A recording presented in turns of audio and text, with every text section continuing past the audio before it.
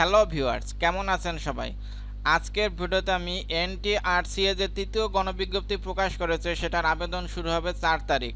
তো আবেদনের আগে আপনার যে বিষয়গুলো খুবই ইম্পর্ট্যান্ট, মানে যেটা জানা খুবই দরকারি, সে বিষয় নিয়ে বিস্তারিত আলোচনা করব। তো আমার নাম দেওয়ার আর আপনারা দেখতেছেন Dmtechnic। তো চলুন শুরু করা যাক।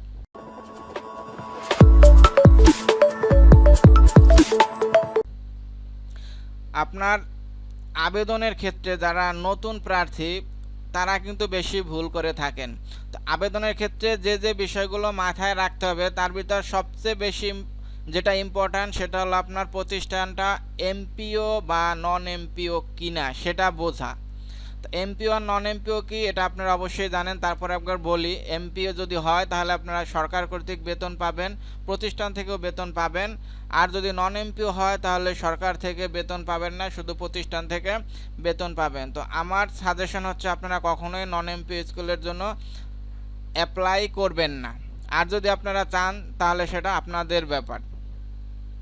আর একটা বিষয় থাকে যে আপনার অ্যাপ্লাইয়ের সময় প্রতিষ্ঠান আপনার শো করে যে এমপিও, কিন্তু আপনার পরে জানলেন সেটা নন এমপিও। তো এটা যদি হয়, এরকম যদি হয়, এই মিস্টেকটা মূলত আপনার প্রতিষ্ঠান প্রধান, তা শুধু প্রতিষ্ঠান প্রধানদের বললে ভুল হবে। এই ভুলটা কিন্তু শুধু প্রতিষ্ঠান প্রধানদের না।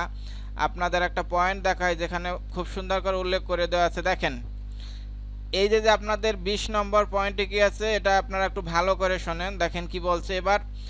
এর আগের বার অনেক ভুল হয়েছিল, এবার কিন্তু ভুল হওয়ার কথা না। দেখেন এটা কতজনে যাচাই করছে।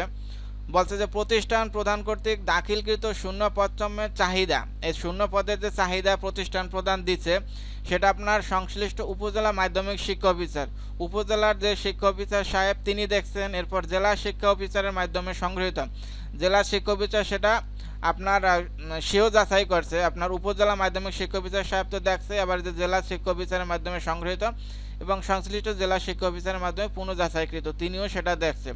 হওয়ায় ভুলজনিত কারণে এরপর যদি কোনো ভুল থাকে তাহলে সেটার দায় কিন্তু NTRCA নেবে না। এখন একটা কথা, ধরেন স্কুল দিয়ে দিল এমপিও, স্কুলটা কীভাবে, স্কুলটা কি এমপিও কিনা সেটা যদি আপনারা চেক দিতে চান তাহলে সেই স্কুলের নাম লিখে যদি সার্চ দেন গুগলে তাহলে সেখানে ওই স্কুলের লিঙ্ক পাবেন, সেখানে ওদের একটা এমপিও নাম্বার দেওয়া থাকবে, সেখান থেকেও দেখে নিতে পারেন। তবে এবার আশা করা যায় ভুলের সম্ভাবনা কম হবে। এরপর যে একটা বিষয় দেখেন সেটা হলো আপনারা বয়সের একটা বিষয় আছে যে 4 নম্বরে বলছে, দেখেন বয়স আপনার 1 জানুয়ারি 2020 খ্রিস্টাব্দ পর্যন্ত সর্বোচ্চ 35 বছর বা তার নিচে হতে হবে।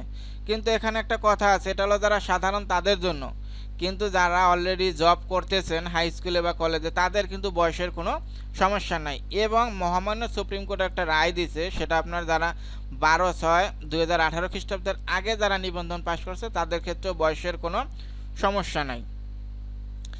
এরপর যার একটা ইম্পর্ট্যান্ট বিষয় আছে, সেটা খুবই ইম্পর্ট্যান্ট বিষয়। আপনারা হয়তো অধিকাংশই কোনো দোকানে গিয়ে অ্যাপ্লাই করবেন। তা দোকানে গিয়ে অ্যাপ্লাই করলে তারা কি করে, খুব দ্রুত করে, প্রফেশনালভাবে করে, বানান ঠানান ভুল করে।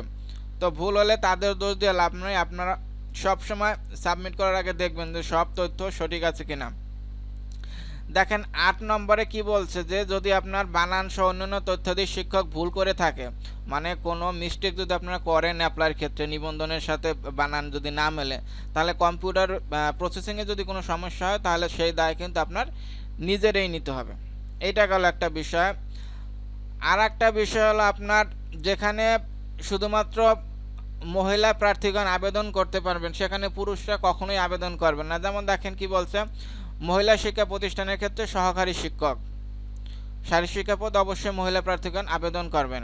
এবং এবার কিন্তু আপনার খুব ভালো করে ফিমেল কোটা প্রদর্শিত থাকবে। তো যেখানে ফিমেল কোটা প্রদর্শিত আছে সেখানে পুরুষরা কখনোই আবেদন করতে যাবেন না। 12 নম্বরে কি বলছে এটা আমরা জানি যে আপনার একবার সাবমিট হয়ে গেলে কিন্তু আর মডিফাই করা যাবে না। সো সাবমিটের আগে খুব ভালো করে সাবমিট করে নেবেন। এরপর আর একটা বিষয় আছে, সেটা খুবই ইম্পর্ট্যান্ট। ধরেন আপনি গণিতে নিবন্ধন পাশ করছেন, আপনি অ্যাপ্লাই করলেন কেমিস্ট্রিতে, সেটা ভুলেও করবেন না। যে বিষয়ে আপনার নিবন্ধন পাশ করছেন সে বিষয়ে আবেদন করবেন, যেটা আপনার 13 নংয়ে দেওয়া আছে। এরপর একটা বিষয় হচ্ছে আপনার এখানে দেখেন কি বলছে যে মামলা বা আইনগত কোনো জটিলতার কারণে। আসল কথা হলো এনটিআরসিএ আপনার যে বিজ্ঞপ্তি দিয়েছে সেখানে যদি আপনার প্রতিষ্ঠানের কোনো ঝামেলা থাকে, ধরেন এমপিওর ক্ষেত্রে প্যাটার্ন অনেক কিছু নিয়ম আছে, এই সমস্ত যদি ঝামেলা থাকে, যেটা আপনার সব প্রতিষ্ঠান প্রধান কিন্তু সব আপনার চেক দিয়েই কিন্তু আপনার এখানে আপলোড করা হয়েছে, যেটা আপনার মাধ্যমিক শিক্ষা অফিসার দেখছে, সরি জেলা শিক্ষা অফিসার দেখছে, উপজেলা শিক্ষা অফিসার দেখছে, সব ঠিক আছে। তো এরপর যদি কোনো সমস্যা থাকে, ধরেন মামলা বা কোনো জটিলতার কারণে এই যে কোনো পদে নিয়োগ দেওয়া সম্ভব না হয়, তাহলে কিন্তু এক্ষেত্রে এনটিআরসি আপনার দায়ী থাকবে না। 19 নম্বর দাগে কিন্তু খুব একটা ইম্পর্ট্যান্ট কথা বলা হয়েছে, সেটা হলো ধরেন আপনি যেটা ধর্মের ক্ষেত্রে, শুধুমাত্র ধর্মের ক্ষেত্রে, ধরেন আপনি হিন্দু হয়ে কিন্তু আপনি ইসলাম শিক্ষার পদের জন্য আবেদন করবেন না। আবার যে আপনার মুসলিম, সে কখনোই আপনার হিন্দু ধর্মের সাবজেক্টের জন্য আবেদন করবেন না। এইটা একটা বিষয়। তো এগুলোই মূলত আপনার ইম্পর্ট্যান্ট বিষয়। তো আমি আরেকবার আপনাদের একটু উল্লেখ করে দিচ্ছি সংক্ষেপে, সেটা হলো আপনারা অবশ্যই খেয়াল করবেন প্রতিষ্ঠানটা এমপিও কিনা। নন এমপিও প্রতিষ্ঠানে আবেদন করবেন না, কারণ আপনার সরকারের কিন্তু স্কুল বা কলেজ এমপিও করার মতো যাচ্ছে না যে অল্প কয়েকদিন পর এমপিও হয়ে যাবে। কেউ বলতে পারে যে কিছুদিন পর এমপি হয়ে যাবে, এটা কিন্তু আসলে ঠিক না। কবে এমপিও হবে, আপনার ভাগ্য খারাপ হলে সারা জীবন ফ্রি চাকরি করবেন, তারপরে এমপিও হবে না। আবার ভাগ্য ভালো থাকলে এমপিও হতেও পারে। সো এই রিস্কে যাবেন না, শুধুমাত্র এমপিও প্রতিষ্ঠানে আবেদন করবেন। আর আপনার বানান সেটা অবশ্যই ঠিক রাখবেন, সাবমিট দেওয়ার আগে চেক দিয়ে দেবেন।